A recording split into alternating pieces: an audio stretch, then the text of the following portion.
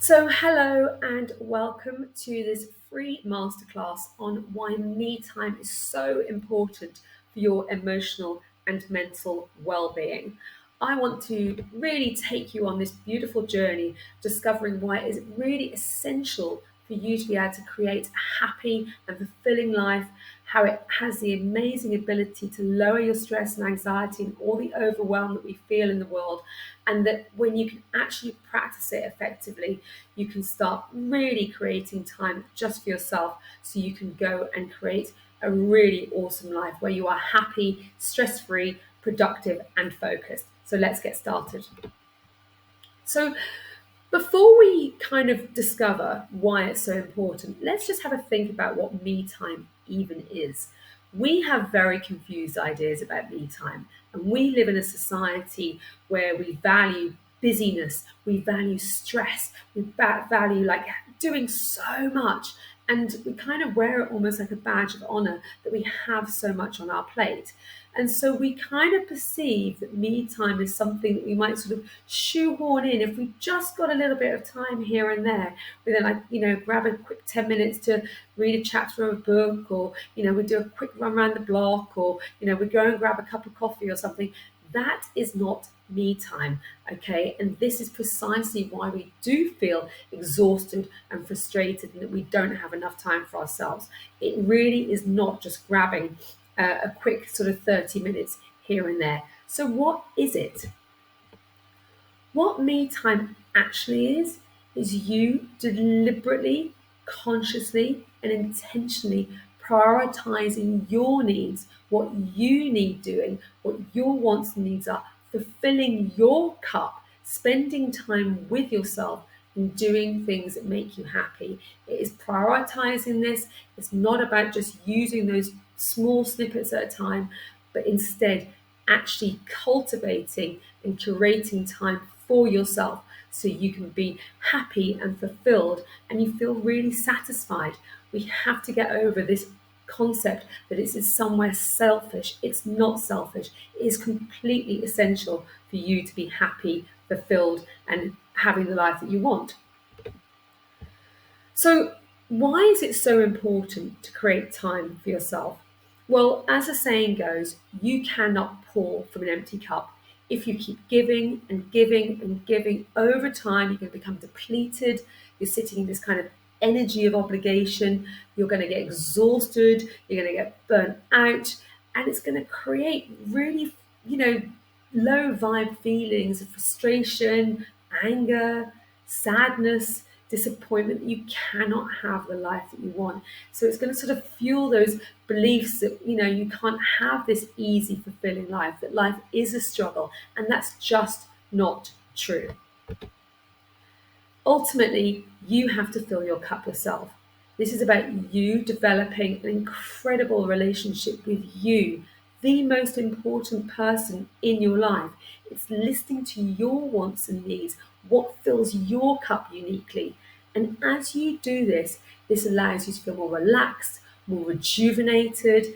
It allows more ideas to flow. You become happier, you become more productive, you're more focused because you're less stressed, because you're actually looking after yourself. And this ultimately fills your emotional well-being, it creates joy, and you feel accomplished and satisfied in life. So how does taking time for yourself ultimately benefit both your personal life and your professional life? Well, how you do anything is how you do everything.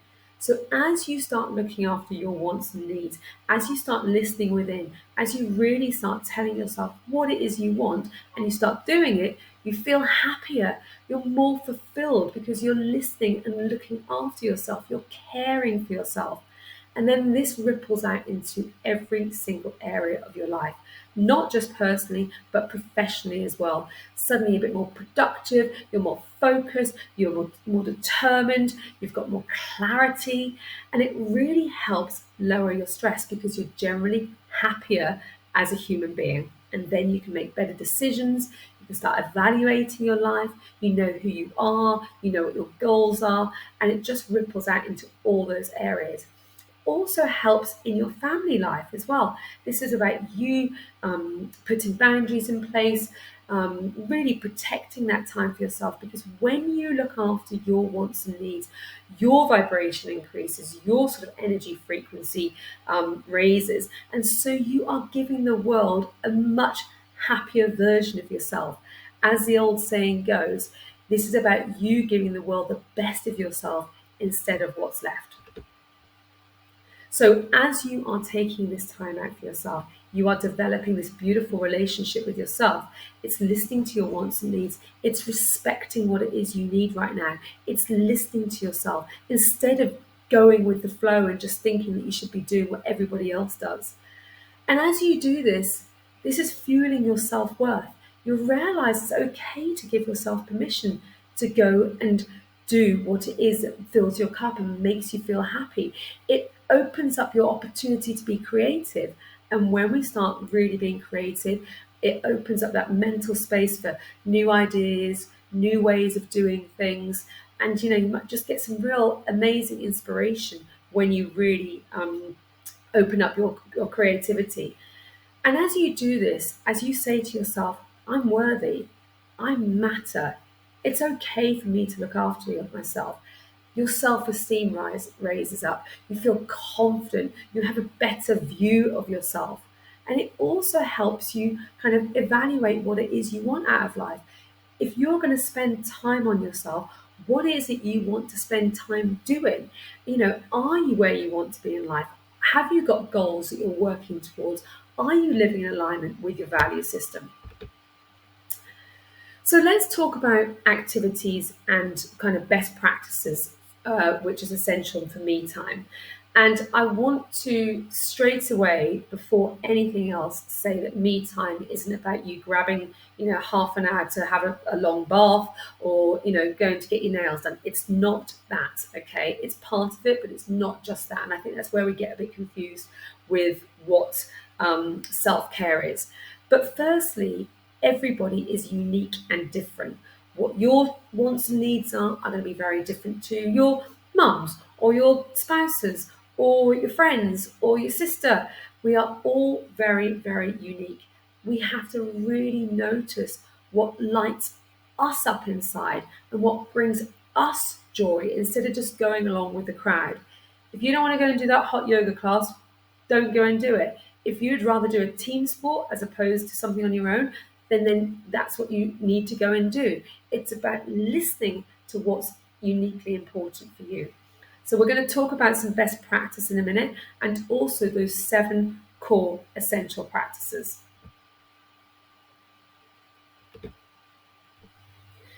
So that best practice is really about you using your time effectively. Okay, we have to be so deliberate and really, really intentional here, because when life is busy, the first thing that slides off the table is time that we use for us. So you have to be really, really conscious about deliberately making time for yourself. And so let's talk about some of these core elements. This first one is self-reflection. A really good way of using time for yourself is to spend time journaling, going within, really reflecting on where you are in life, what it is you want out of life. If you're, on your path and you feel satisfied and accomplished, what else could you be doing? What is it you wish you could have done that you haven't done already? What values are important to you? Are you spending time on yourself? And journaling it's a tool for change, and it's a beautiful place where you can really express your true feelings and thoughts. As you journal, you're going to discover why you feel a certain way or where those thoughts might come from. It might help you discover some different stress management techniques to actually help you manage overwhelm and overload. The next one, which is a personal favorite of mine, is mindfulness. I've been meditating for about 7 to 8 years now. And for me, it's one of those me time tools that I would not be without, because it has such power to calm down the noise, the monkey chatter, the busyness in our brains. Now, you can do meditation, or you can do prayer, or you can do breathing exercises. It's about bringing yourself back to the present moment, so you don't go into future overwhelm, you don't go into anxiety and future stories. You can really just bring yourself back to the present moment. So, where meditation is concerned, if you haven't done meditation before, that's okay. Just start small. There's hundreds of meditations, both online on YouTube, like 5 minute ones. I've got ones on my website that you can download easily at www.diehillcoaching.com, and just start small. You can also do a repetitive chant and say the same thing over and over again, so your brain actually hears what it is you want to do, such as, I choose to look after myself, I choose to listen to myself in everything I do, I choose to listen to my needs, and just repeat it a few times, just so it starts going in here, so you know that you're going to live in alignment with that intention.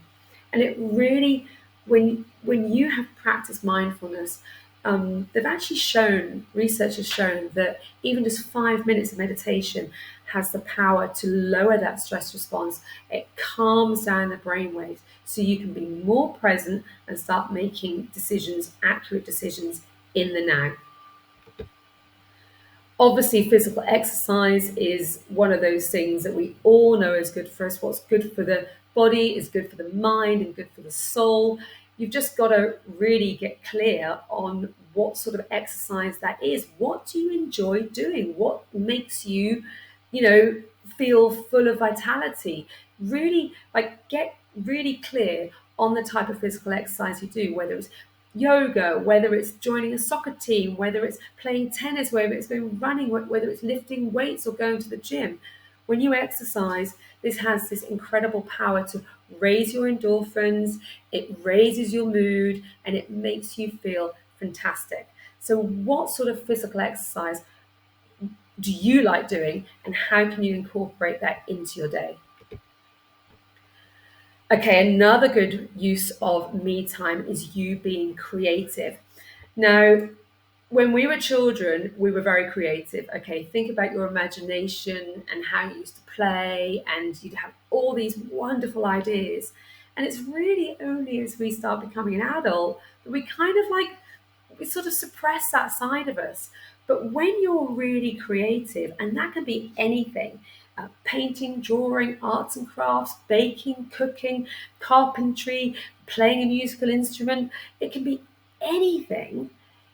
It allows yourself to kind of close down the stress and allow you to get into something which is really peaceful and in flow. It allows you to relax, and it also stimulates you. So whenever I'm in a creative place, and I create all the time, I will often have a journal next to me, because that's often when you'll get some of your best ideas, maybe for situations at work that you need to be dealing with, or something that you've got on your mind, and it will just sort of, this divine inspiration will pop in.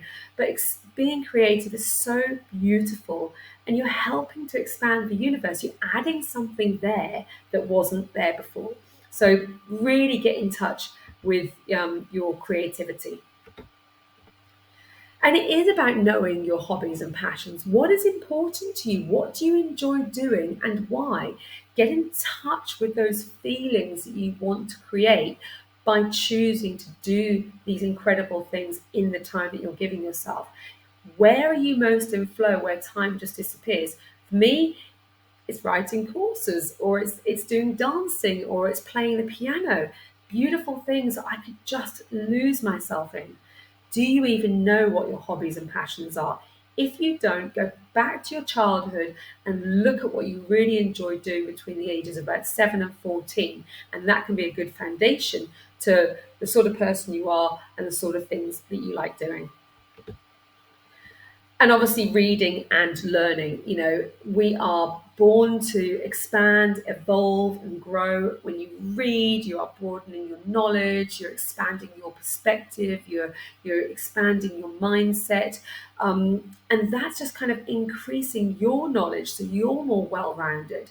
And obviously audiobooks also work. Many of us listen to audiobooks these days. And this goes the same for learning.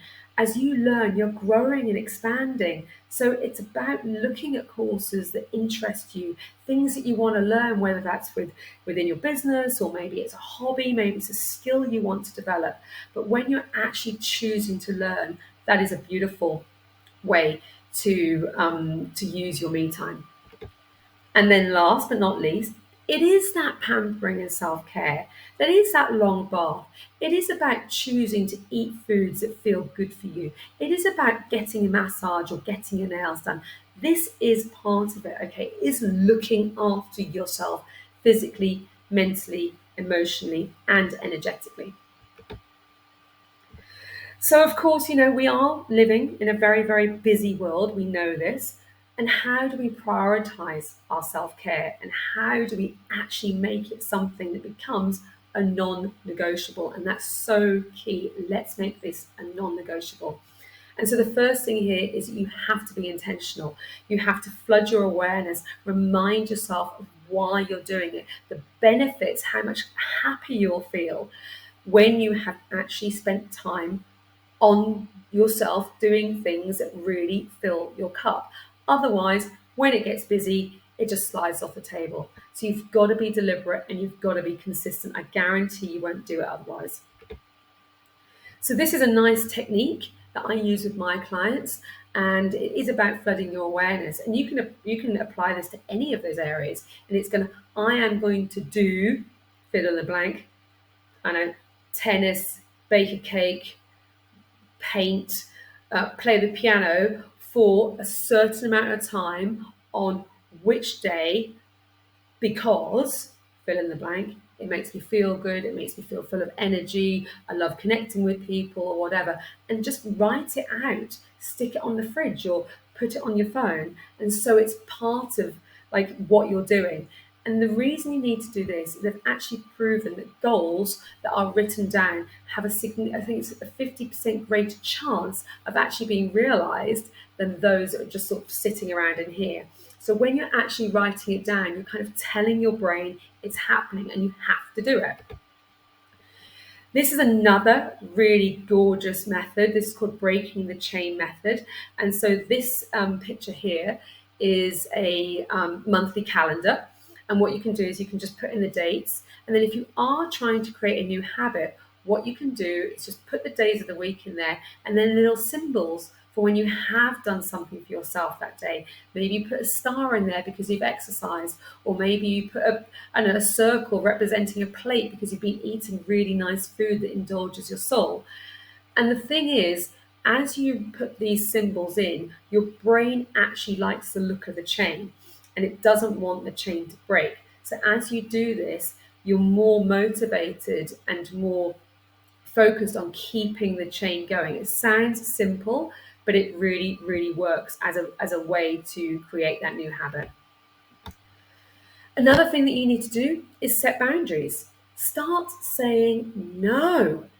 Protect this time that you're creating for yourself. I cannot stress this enough, that it's so important that you make time for this and you start protecting it. Also with yourself, but also with your family, your friends, your colleagues. Start saying no. Stop overcommitting and really protect. Don't let anyone, put things in your diary without you knowing, and really start nurturing this and protecting this. It's so sacred and it's going to really make a difference to your life. So how does me time ultimately reduce your stress and anxiety? Well, when you sort of take time out of the general kind of craziness, it really helps for you to recharge and rejuvenate your energy levels. It's calming down your brain, like I said about meditation. It's reducing those stress hormones. You're going for a run, you're burning off some of those stress hormones. And so it's alleviating those symptoms of anxiety because you're able to be much more present, enjoying the here and now of what's going on. And so it's really an opportunity for you to take a break, check out, and really have that opportunity to rest physically, mentally, energetically, and just take yourself out of it. And when you spend time journaling in self-reflection and you've got that sort of introspection of what's going on, it can really help you understand and move through underlying causes of stress, common thoughts that come into your head, feelings that you often feel, and it kind of gives you a foundation for growth. And obviously, when you do spend time on yourself, doing things that you love, it's in raising those endorphins, it's enhancing your mood, it's making you feel much happier. And it's giving you kind of just a bit of a mental break. We're all busy, but it's also giving you just a bit of a break from the day-to-day demands of life. And it also gives you a sense of control and empowerment, especially when you do feel that things aren't particularly in your control.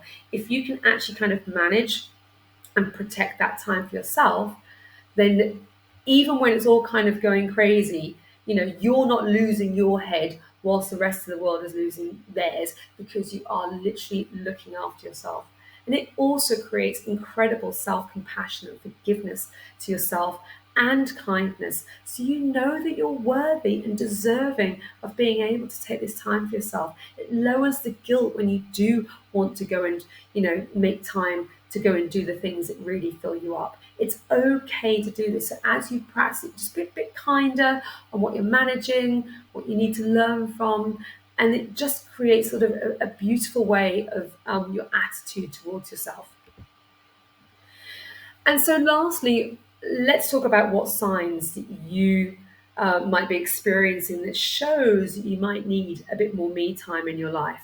Well, the first, and this sounds ridiculously obvious, but the first one is you don't spend any time on yourself. Actually look back over the last week and think to yourself, did I spend any time on myself doing what I love, deliberately, consciously curating some time for myself? And if you don't, that's a surefire answer that you absolutely do need to. The other sign is obviously, you're heading towards burnout, you're tired all the time, even if you get like a good night's sleep, or maybe you're not sleeping very well because you're just so stressed. That's another sign that you need to create more me time in your life. You're grumpy, snappy, irritable, telling yourself that you can't have what it is you want, and you're feeling a bit put upon, you're feeling depleted, you're feeling exhausted, you're feeling a little bit like a victim. You're not able to have the time for yourself. We have to get out of this lack mentality that we do not have enough time for ourselves. It's such a strong, dominant belief in the world that we live in, and it's not true. You also might get sick more often than not. Interestingly enough, your adrenal glands that manage your stress management use the similar nutrients to what the immune system needs, such as magnesium, vitamin C, B vitamins, and zinc. So if you're quite stressed and you're not looking after yourself, your immune system is going to take a knock, and you might find yourself getting sicker more than often. Also might be that your relationships are constrained, you're struggling to engage and connect because you're so frustrated and you're miserable and you're feeling just exhausted and burnt out and depleted. You might also feel decreased enjoyment. It might be that you are doing some of these activities that you think that you're enjoying, but maybe they're not right for you anymore. Maybe you need to do something different. It's okay to change an exercise class, or it's okay to try a new course. We live in a world where we believe that quitting is bad. That's not true. It's about finding what works for you and going to do it anyway. It might be that you have zero boundaries. I alluded to this earlier. If you're always saying yes and you're always overcommitting, that's a sure sign that you need to take some time out and start saying no and really look after yourself for a change. And you also might feel reduced productivity and focus. Think about it in the workplace. Maybe your mind's all over the place. Maybe you're not doing tasks quite as succinctly or efficiently as you used to, and you're feeling like you just haven't got that clarity. You're feeling fuzzy, and you're really kind of not being able to manage. Ultimately, you're not being able to manage the workload, and you're getting more stressed than normal. So this is really where it's key. Self-awareness is completely key. So really get into the thoughts you're telling yourself. Do you create me time? If not, why not? You need to stand up for your wants and needs. It's okay for you to ask for what it is you want. You must make you a priority It's not about looking after everybody else and you just grabbing those, few bits of minutes here and there and shoehorning it into life. Don't do that. It's about you prioritizing your life. Really go into what you're feeling. Be honest with yourself. Are you frustrated, angry, a bit, upset, disappointed, sad, that you're not creating the life you want? Please be honest with yourself, because then that can be a real foundation to your growth. And then lastly, what are the 3 takeaways that I want you to take away from this masterclass? Well, firstly, me time is an essential, okay? If you want to be happy, fulfilled, satisfied, content, you need to make sure that you have the ability to do this and reduce your stress. It is up to you to listen to your wants and needs and put boundaries in place to fill your cup. It is not selfish to prioritize yourself. Everybody gets to benefit from the happier, more joyful version of you. So thank you for watching. If that made sense to you and you're now feeling very inspired to go and create some me time, then I would love to hear from you. Go take a look at my website, dialhillcoaching.com. You are going to find so much on there that's going to really support your growth and become the person you've always wanted to be. Thank you so much for watching. Bye for now.